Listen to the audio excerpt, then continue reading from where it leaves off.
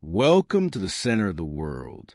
In Project Sumer, you saw the beginning of mud and water. In Project Babylon, you are seeing the peak of human vanity. The year is 600 BC. You are standing before the Ishtar Gate. The first thing that breaks your 21st century mind is the color. In your world, the ancient past is brown and gray. In Babylon, the world is lapis lazuli blue. The gates are covered in glazed bricks, so bright they hurt your eyes in the desert sun. You see golden lions and dragons dancing on the walls. This is not a city. It is a statement of power. You are a sleeper, and you have just walked into the most expensive simulation ever built. The sensory overload. The scent of gold and oil. The air in Babylon is different from the open fields of Sumer. It is heavy. It smells of burning bitumen, oil, expensive cedar wood, and 1,000 different spices from the Silk Road. You hear the sound of the Euphrates River, but it is controlled now. It flows through massive brick channels that sound like a constant heartbeat under the city. But do not be fooled by the beauty. Under the blue tiles, the smell of a human mass is still there. 100,000 people live inside these walls. The heat is 45 degrees Celsius. Your modern skin is not ready for this. You are sweating, and the fine dust of the desert is sticking to your face, turning into a mask of mud. In Babylon, if you do not look like a citizen, you are a slave. Your first mission is to find a linen tunic and learn the Babylonian walk, the walk of a man who belongs to the king. The biological shock. The sugar trap. Your 21st century body is used as sugar, but Babylonian sugar is a different beast. You are hungry. You find a street vendor selling dates. They are small, dark, and sticky. They are the candy of the ancients. You eat 10 of them. Within an hour, your modern blood sugar levels explode. You feel a massive energy crash. But in Babylon, you cannot rest. If you're found sleeping in the street, the city guards, the Sabum, will assume you are a runaway slave from construction sites. The water is still your enemy. The Babylonians drink date wine and thick beer. The wine is strong and sweet. If you drink it like a modern tourist, you will be unconscious in minutes. In this city, an unconscious stranger is a target for the thieves who hide in the shadows of the ziggurat. You must learn to dilute your wine with boiled water, or your simulation will end in a dark alley before the sun sets. The law of the eye. Surviving Hammurabi's ghost. You walk past a massive black stone pillar. It is covered in thousands of lines of cuneiform. This is a code of laws. In the 21st century, you have lawyers and rights. In Babylon, you have the lex talionis, the law of retaliation, an eye for an eye, a tooth for a tooth. You see a man being led to the river. His hands are tied. He is accused of stealing a loaf of bread. In Babylon, the trial by water is real. They throw him into the Euphrates. If the river accepts him, he drowns. He is guilty. If he swims, he is innocent. As a sleeper, your modern logic is your danger. You want to argue about evidence and due process. Do not. If you are accused of a crime, do not speak. The Babylonian legal system is based on your social status. If you are a freeman Awilu, you can pay a fine. If you look like a commoner, Mushkenu, you lose a limb. To survive, you must use your mathematical protocol. You find a merchant struggling with his accounts. The Babylonians use base 60 sexagesimal. They count in 60s, not 10s. You show him how to calculate his profit using a primitive spreadsheet on a clay tablet. You show him the concept of compound interest. In 600 BC, you have just become the city's first banker. You are no longer a stranger. You are a financial asset to the merchant class. The Tower of Vanity. The labor of gods. You look up. You see Edamananke, the Tower of Babel. It reaches 90 meters into the sky. It is a mountain of blue and gold. Thousands of men are carrying bricks up the ramps. The sound of the whips and the chanting is like a storm. This is where your modern engineering knowledge can kill you or save you. You see a crane being used to lift stones. It is inefficient. The ropes are breaking. You take a reed and draw a pulley system with multiple wheels. You show them how to reduce the weight by half. The master builder sees this. He doesn't think you are a genius. He thinks you are a gift from Marduk, the god of Babylon. He takes you to the hanging gardens. You see the massive terraces of green trees floating in the desert air. You see the hidden pipes that move water uphill. You realize that Babylon is a mechanical city. It is a machine made of humans and bricks. Your job is to keep the machine running. You are now the architect of the king. You have a house near the Ishtar Gate. You have slaves. You have the best meat and wine. But you are a prisoner of your own knowledge. King Nebuchadnezzar does not let his gifts from the gods leave the city. You are in a golden cage, and the walls are 100 meters thick. The hydraulic miracle. The engine of the gardens. You have survived the first month in the shadow of the Edamananke. You are no longer just a stranger. Because of the pulley system you showed the builders, you have been invited to the Amytas terraces, the hanging gardens. In the 21st century, you read about this as a myth. In the simulation, you see the reality. It is a 120-meter-tall artificial mountain covered in green forest. In the middle of a desert, this is a biological impossibility. But there is a crisis. The river level has dropped. The old system of shadufs, hand-operated buckets, is not enough to move water to the top floor. The exotic plants from the mountains of Media are dying. King Nebuchadnezzar is angry. In Babylon, when the king is angry, people die. This is where you use your fluid dynamics protocol. You show the master water a drawing of the Archimedes screw. In your history, Archimedes will not invent this for another 300 years. You are breaking the timeline to save your life. You use a hollowed-out cedar log and a spiral of copper. You build a machine that can pull thousands of liters of water uphill with the rotation of a single ox. The water begins to flow.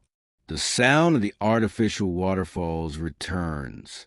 The king is happy, but you have created a new danger for yourself. The priests of Enki are watching you. They think you are using spirit power from the underworld. In Babylon, science is indistinguishable from sorcery. You must learn to hide your modern logic. You tell them the idea came to you in a dream sent by Marduk. You are a 21st century engineer, wearing the mask of a 600 BCE prophet. This is the only way to keep your head on your shoulders. The language of the infinite. The first scientists. Babylon is obsessed with the sky. Every night, the priests climb the 90-meter ziggurat to watch the stars. They're looking for omens. If a planet moves the wrong way, the king might start a war or kill his generals. In the 21st century, we call this astrology. In Babylon, it is the highest form of data analysis. You are invited to the library of the ziggurat. The air is cool and smells of old clay and sesame oil. You see thousands of tablets recording the movement of Venus and Mars for 500 years. They have the data, but they don't have the calculus. You see the chief astronomer, a man named Mushkenu. He is worried. There is a solar eclipse coming in 3 months. He thinks it means the king will be assassinated. He is terrified. You look at his data.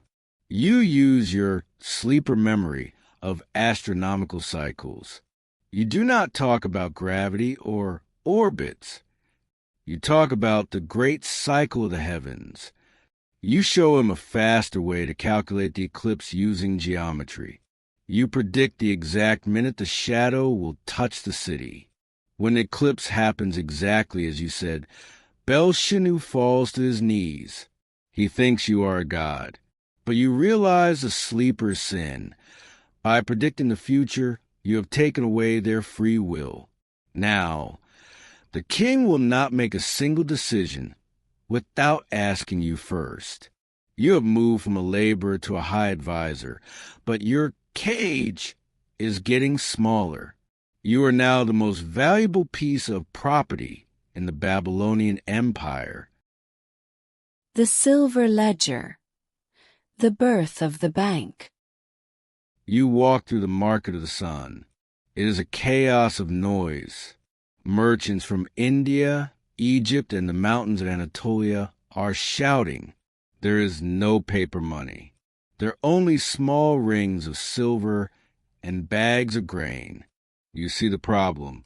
Trade is slow because people don't trust each other. A merchant from Tyre cannot buy grain from a Babylonian farmer because he doesn't have enough silver right now. This is where you introduce the credit protocol.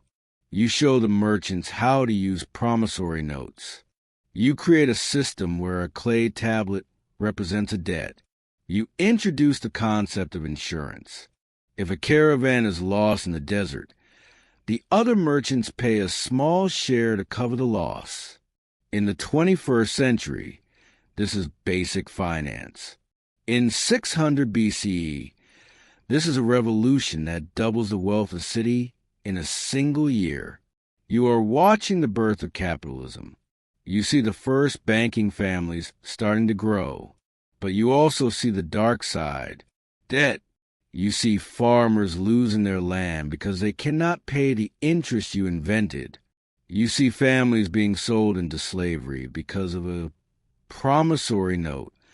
You realize that by trying to make the city efficient, you have brought the virus of modern debt into the ancient world. You feel the weight of the sleeper's guilt. You are making the king richer, but you are making the poor more desperate. You are the golden advisor. But your hands feel like they are covered in the dust of the people you have accidentally enslaved. The psychological toll. The noise of vanity.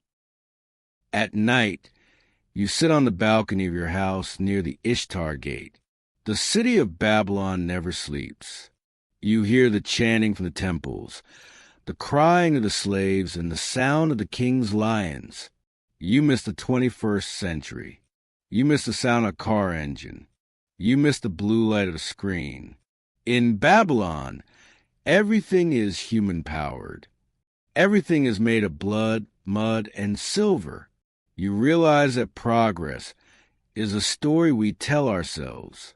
In 600 BC, humans are just as smart, just as greedy, and just as afraid as they are in 2026. You start to talk to yourself in English just to hear the sound of your own language. The people think you are praying in the language of the heavens. They bring you gifts. They bring you gold. But you would trade all the gold in Babylon for a single hot shower and a cold glass of clean water. You decide to build a secret archive. Inside the walls of your house, you hide a series of tablets. You write them in a code that combines Babylonian cuneiform and 21st century binary. You write the true history of the world. You write a warning about the fall of empires. You know that in a few decades, the Persians will come. You know that the blue gates of Ishtar will fall. You know that the hanging gardens will turn back into dust. You are a ghost living in a golden dream. You are the sleeper, and you are waiting for the moment the dream breaks. But until then, you have to keep the water flowing, the stars moving, and the silver growing. You are the architect of a world that is already dead, and you are the only one who knows it. The lion hunt. The ritual of courage.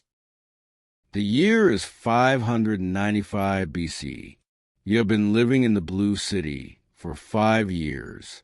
You are no longer the stranger. You are the master of the king's works.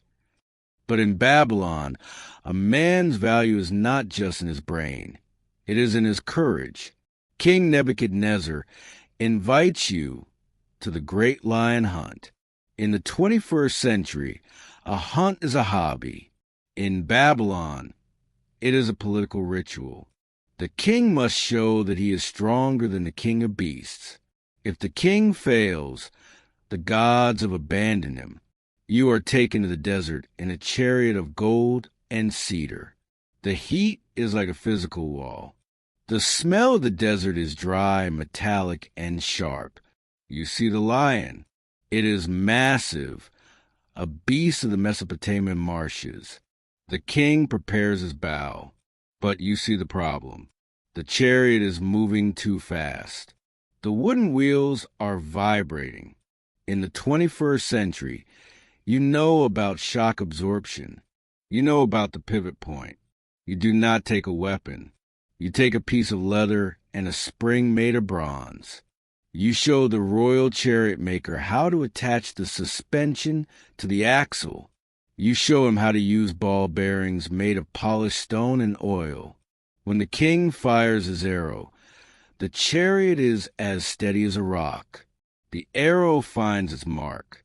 The king thinks his arm is blessed by Marduk, but you know it was physics. You have just turned a religious ritual into a laboratory. The king gives you a necklace of lapis lazuli. You are the shadow of the king. But as you look at the dead lion, you realize that your improvements are making the king feel like a god. And a king who feels like a god is a king who will never stop his wars. The Iron Revolution. The forge of the empire. Babylon is an empire built on bronze. But you know that the future belongs to iron. You go to the military forges near the Euphrates. The air is thick with the smell of sulfur and charcoal. The sound is a constant clack, clack, clack of hammers. The Babylonian swords are beautiful, but they are soft. They bend. They break against the shields of the mountain tribes. You decide to use your metallurgy protocol. You do not just give them iron, you give them steel.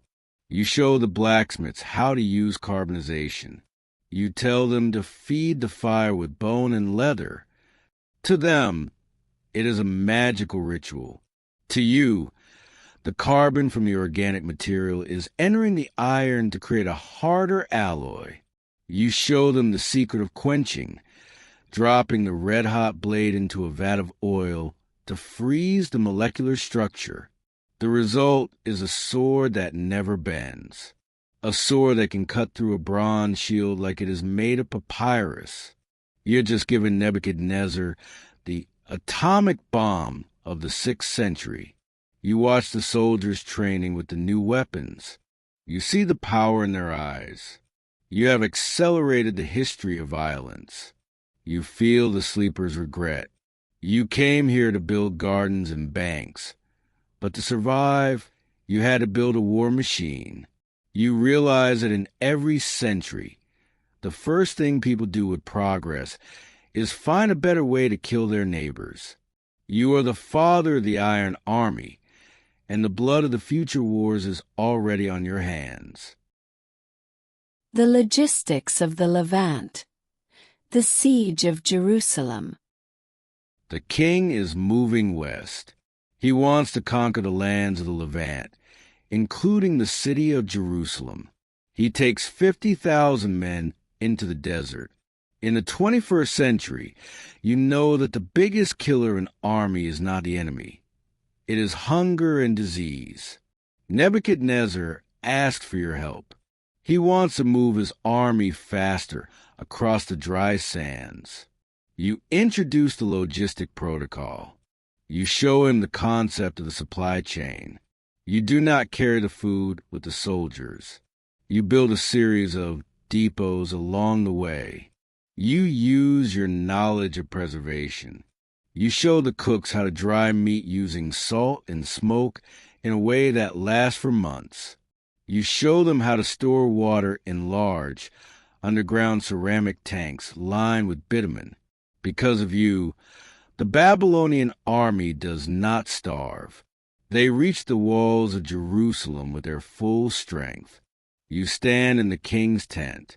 You see the city on the hill. You know the history.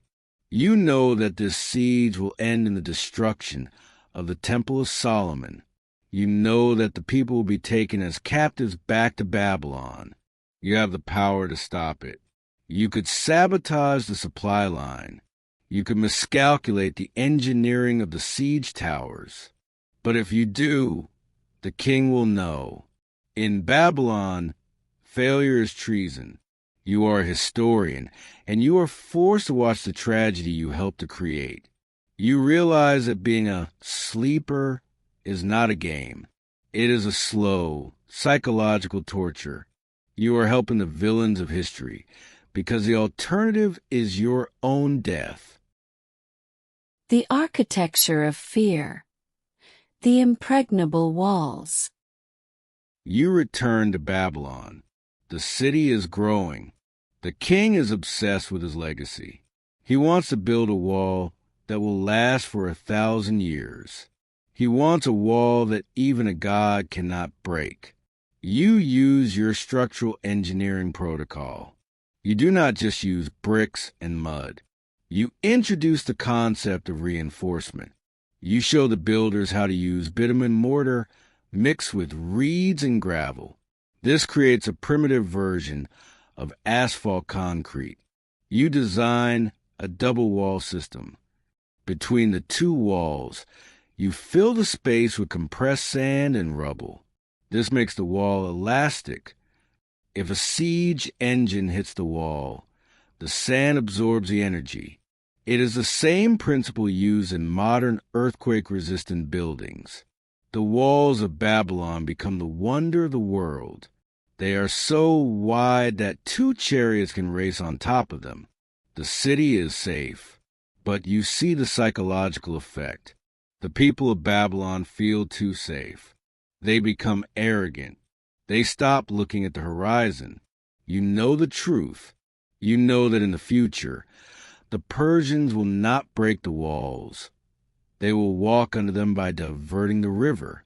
You try to tell the king about the river vulnerability, but he laughs. He is drunk on his own power. He says, "The Euphrates is my servant. No one can move the great river." You realize that even with 21st century science, you cannot fix human ego. The king has the best walls, the best steel, and the best finance, but his pride is a hole in the armor that no engineer can fix. You are the only person in the city who is afraid, because you're the only person who knows how the story ends. The fractured soul. The religious civil war. The year is now 539 BC. You've been in Babylon for decades. You have seen the peak, and now you are seeing the rot. King Nebuchadnezzar is a memory. The new king Nabonidus is not a warrior. He is an archaeologist and a dreamer. He has left the city to live in the desert. leaving his son Belshazzar to rule a city that is angry and divided. In the 21st century, you know about social engineering. You see the problem immediately. Nabonidus has offended the priests of Marduk by worshiping the moon god. Sin. The city is on the edge of a civil war. The economy you helped build with silver and credit is shaking because the people do not trust their leaders. You're the grand advisor, and you use your psychological operations PSYOPs protocol. You do not take sides in the religious war. You use your modern understanding of public relations. You suggest great festivals to distract the people. You show the merchants how to keep the prices stable even while the king is away. But you realize that you are just putting a bandage on a broken arm. The city is rich, but its heart is cold. You see the priests talking in secret with Persian spies. You see the guards taking bribes and silver rings. You realize that no matter how many star forts or steel swords you give an empire, it will still fall if the people do not believe in it. You are a man of the future, watching the death of a culture you tried to save. It is a slow, painful realization. Science can build a wall, but it cannot build a soul. The shadow of the Medes. Modern reconnaissance. While Babylon is fighting with itself, a shadow is growing in the east. Cyrus the Great, the king of the Persians, is moving. He has already conquered the Lydians and the Medes. He is coming for the Blue City. The Babylonian generals are arrogant. They say, the walls are too high. The river is too deep. The Persians are just mountain barbarians. You know better. You know the history. You know that Cyrus is a genius of tactical innovation. You decide to introduce the deep reconnaissance protocol. You do not wait for the enemy to arrive at the gates. You show the scouts how to use triangulation to map the enemy's speed. You show them how to use signal mirrors and smoke codes to send information across 100 miles in minutes. You ride out into the desert. You see the Persian camp. It is not a barbarian camp. It is a machine. You see their engineers building bridges. You see their logistics. You realize that Cyrus is a sleeper of the East. He is using logic and organization that is far beyond his time. You return to the city. You tell Belshazzar, the Persians will not attack the walls. They are not looking at the stones. They are looking at the water. The prince laughs. He is drinking from a golden cup and watching a dancer. He says, the Euphrates is a god. No man can move a god. You see the historical blindness of power. You have the data, you have the maps, and you have the future in your head, but no one is listening. You are a prophet with a 21st century brain, shouting in a room full of deaf men. The banquet of doom. The writing on the wall. The Persians are now outside the walls, but inside Babylon there is a party. Belshazzar has ordered a massive feast for 1,000 lords. He wants to show that he is not afraid. The air in the palace is thick with the smell of roasted lamb, sweet wine, and expensive perfumes. The sound of the harps is so loud it hides the sound of the Persian shovels outside. In your history books, this is the night of the writing on the wall. You are standing in the corner of the great hall.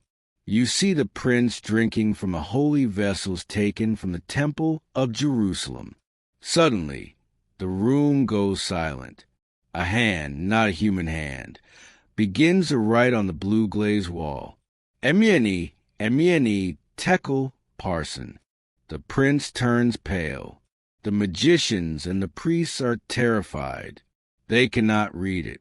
They ask you, the sage of the future, You do not need a god to tell you what it means. You use your historical data analysis. Your days are numbered. The economy is dead. Tekel, you've been weighed and found light. The leadership is weak. Parson, your kingdom is divided. The Persians are in the river. You speak the words with a cold, clear voice. The room feels like ice. You are not just interpreting a message. You are delivering a verdict. You realize that you are the Daniel of the simulation. You are the one who has to tell the elite that their world is over. You see the terror in their eyes, and for a moment, you feel a dark satisfaction. You warn them about the technology, you warn them about the river, and they ignored you. Now, the future has arrived to collect the debt. The river's betrayal. The dark diversion. As the feast continues, you walk out of the palace. You go to the banks of the Euphrates. You see something that no one else sees. The water is dropping. Fast. You know exactly what Cyrus is doing. He has dug a canal to the north, diverting the river into a lake. The great Euphrates, the god of Babylon, is becoming a muddy road. The walls that you made impregnable are now useless, because the enemy can simply walk under the Ishtar Gate through the riverbed. You have a choice. This is your final ethical conflict. Choice A. You can run to the palace, wake up the drunk guards, and tell them to close the river gates. You can save the city tonight. Choice B. You can let the history happen. You know that Cyrus is a merciful king. You know that under the Persians, Babylon will stay peaceful and the captives will be set free. You look at the city you helped build. You look at the Blue Gate. You realize that if you save Babylon tonight, you are saving a corrupt, arrogant empire. If you let it fall, you are allowing the next step of human history to begin. You choose choice B. You walk to the library of Sagila. You do not carry a sword. You carry a bag of your most important clay tablets, the ones you wrote in binary code. You go to the deepest basement. You find a secret room behind a statue of a winged bull. You hear the first shouts from the river. The Persians are inside. There is no battle. There is only a quiet takeover. The drunk guards are captured in their beds. The impregnable walls were defeated by a shovel and a map. You sit in the dark, listening to the sound of the Persian boots on the blue tiles. You are the sleeper, and you have just allowed an empire to die so that a better future could be born. You feel a strange sense of peace. You are not a hero. You are a gardener time. Sometimes you have to let the old flowers die so the new ones have room to grow. The Persian dawn. A bloodless invasion. The walls of Babylon were thought to be impossible to break. But on that hot October night in 539 BC, the walls did not fail. The water did. You were the only one standing by the river, watching the Euphrates disappear. The Persian army walked through the mud, entering the city in silence while the Babylonians were still drunk from the king's feast. The fall of an empire does not always happen with roar. Sometimes it is just the sound of thousands of feet moving through the silt. There was no battle. Cyrus the Great, the Persian king, entered the city as a liberator, not a destroyer. You stood at the Ishtar Gate, watching him ride his white horse through the blue-tiled entrance. He was a statesman, and he saw you. He noticed your strange clothes and the future look in your eyes. This was your first contact protocol. You approached Cyrus with modern diplomacy. You told him not to burn the city, but to make it the jewel of his empire. You offered him continuity. You showed him modern logistics and communication systems. You managed the birth of a new world power from the grave of an old one. As a sleeper, your job was not just to watch. It was to save the best parts of history from the fire. The secret of a Sagala. Coding the future. The city was now Persian, but your time was running out. You felt the simulation coming to an end. You had one final mission, the great library of a Sagala. You knew that libraries eventually burn, but the foundations remain. You went to the deepest basement of the temple. You carried clay tablets prepared with binary code logic. You did not use cuneiform for the important data. You carved codes that only a computer or a future mathematician could solve. Formulas for antibiotics, electrical diagrams, maps of the solar system, and a declaration of human rights. This was your time capsule protocol. You placed these tablets in a bitumen-sealed box deep in the foundations. You left one note. This box is the answer questions not yet asked. You knew that in 2026, an archaeologist would find these, and the history of the world would change in one night. You left a digital ghost in the past to save the future. The last walk. The blue gates goodbye. As the sun set for the last time over Babylon, you walked through the Ishtar Gate. Behind you was the green beauty of the hanging gardens. In front of you was the endless desert. You felt the cold blue tiles under your hand one last time. Babylon was not just a city. It was a monument to human ambition. In this simulation, you were a king's advisor, an engineer, and a prophet. But mostly, you were an observer. You saw the beauty of the gold, but also the pain of the slaves. You wanted to go back to 2026, but you wanted to take the blue silence of Babylon with you. The digital static began to fill your vision. The golden lines on the walls started to flicker. The sound of the river turned into the hum of a computer fan. You touched the blue wall and whispered, "I will remember you." The awakening. The cold reality of 2026. You opened your eyes to the cold, blue light of your room. It was 2026. You were sitting in your chair. The 45-degree heat of Babylon was gone, replaced by the dry air of the air conditioner. You checked the news immediately. Your heart was racing, and there it was, breaking, mysterious box found under ancient Babylonian library. The news said the tablets inside had strange markings that looked like computer code. The simulation was over, but your mark remained. You were no longer just a historian. You were history itself. You walked the golden roads, you guided kings, and you planted the seed that would save the world.